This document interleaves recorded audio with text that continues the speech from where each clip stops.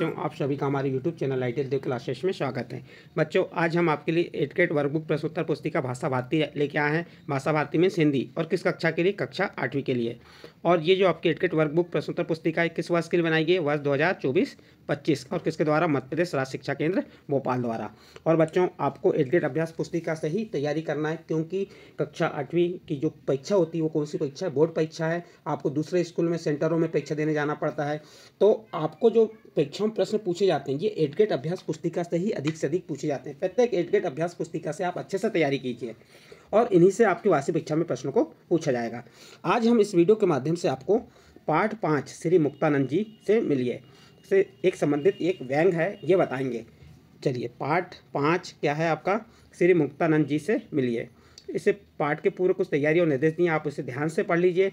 जैसे पहला निर्देश दिया, शिक्षक गद्य की विभिन्न विधाओं के नाम बताएं, जैसे कहानी, निबंध, यात्रा वर्णन, स्मरण, व्यंग्य, उपन्यास, एकांकी नाटक, पत्र, डायरी, लेखन, रिपोर्टाज। शिक्षक पाठ 5 श्री मुक्तानंद से मिलिए। हास्य व्यंग्य विधा में लिखा गया है। व्यंग्य के साथ हास्य का पुट होने पर उसे हास्य व्यंग्य कहा गया। तो ये जो आपके यहाँ निर्देश दिए हैं या पूर्व तैयारी जो करना है वह आप ध्यान से इसे पढ़ लीजिएगा। मैं आपको प्रश्न नंबर 1 पे लेके आया हूँ। प्रश्न नंबर 1 क्या है?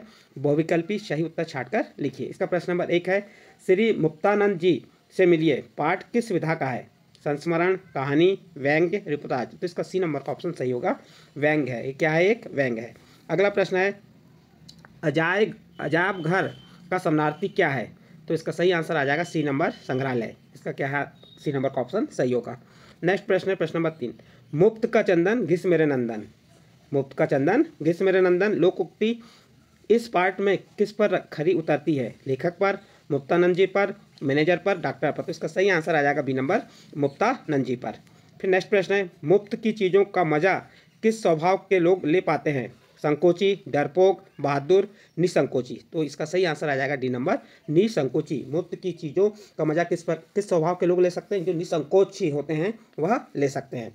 प्रश्न नंबर 4 का उत्तर कंप्लीट। इसके बाद नेक्स्ट प्रश्न है आपका प्रश्न नंबर 5, मुक्तानंद जी सबको अच्छी तरह परख कर अपना काम बता लेते हैं, अपना काम बना लेते हैं। रेखांकित शब्द के लिए उपयुक्त मुहावरा क्या होगा?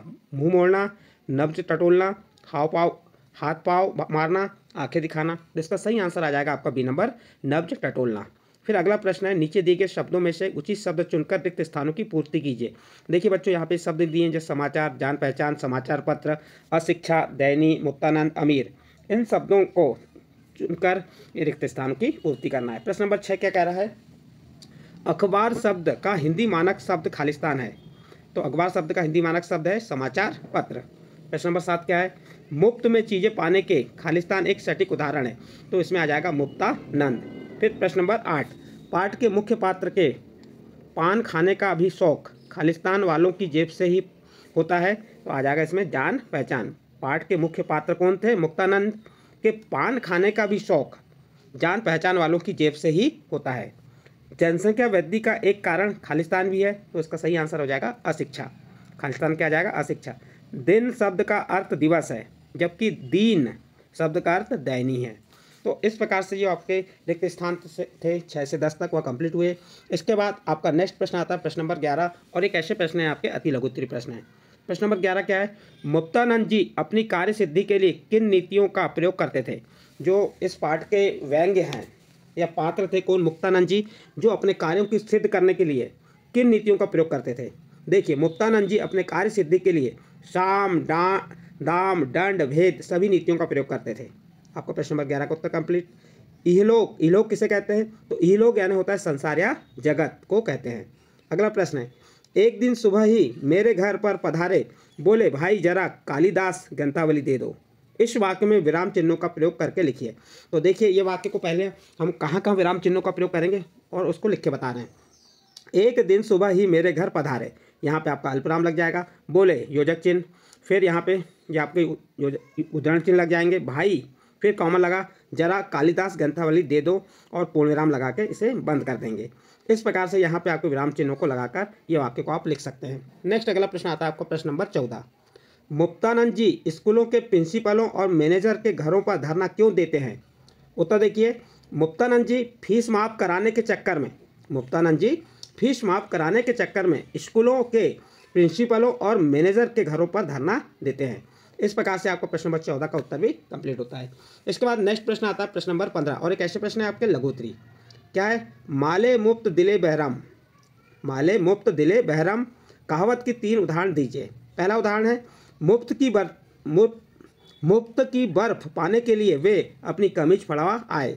नंबर 2, थिएटर मुफ्त देखने के लिए उन्होंने अपनी रात भर की नींद गंवा दी। तीसरा उदाहरण है कटी पतंग लूटने के लिए उन्होंने खुद को चोट लगवा ली। इस प्रकार से आपका प्रश्न नंबर 15 का उत्तर भी कंप्लीट होता है। इसके बाद नेक्स्ट अगला प्रश्न आता है आपका प्रश्न नंबर 16। समाचार पत्र पढ़ने के क्या लाभ हैं? तो उत्तर देखिए, समाचार पत्र पढ़ने के निम्न लाभ है। नंबर 1, समाचार पत्र पढ़ने से सूचना और सामान्य ज्ञान प्राप्त होता है।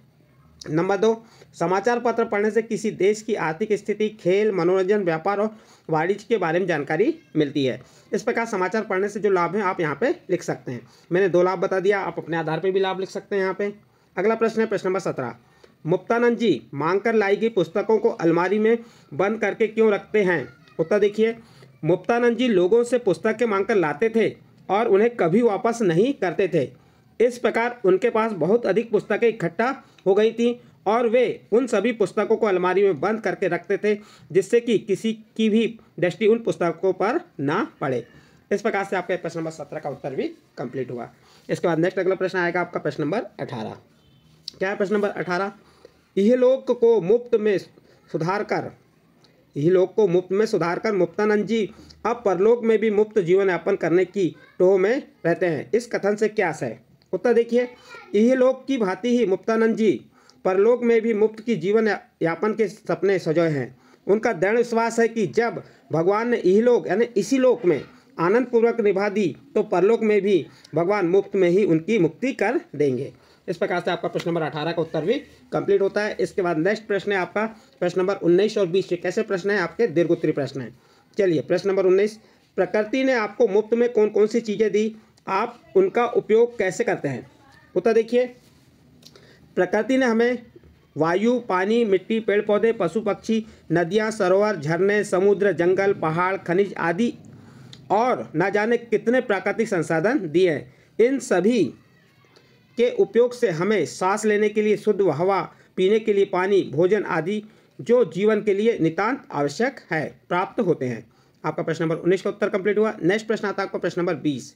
यदि आप किसी व्यक्ति से कोई उपहार या मुफ्त सेवा लेते हैं तो आपका उस व्यक्ति के प्रति कैसा व्यवहार रहेगा और क्यों?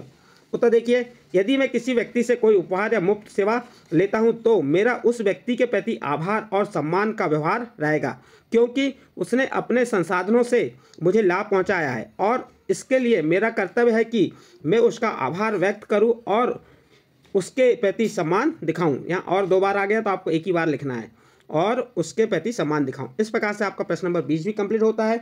इस प्रश्न के साथ ही कक्षा 8वीं विषय हिंदी का पार्ट 5 मुक्तानंद जी से मिलिए के प्रश्नों के उत्तर आपको बताए। यदि इन प्रश्नों के उत्तर आपको अच्छे लगे हों तो आप हमारे चैनल आइडियल देव क्लासेस को सब्सक्राइब कीजिए, लाइक कीजिए और इस वीडियो को अन्य ग्रुप में शेयर जरूर कीजिए।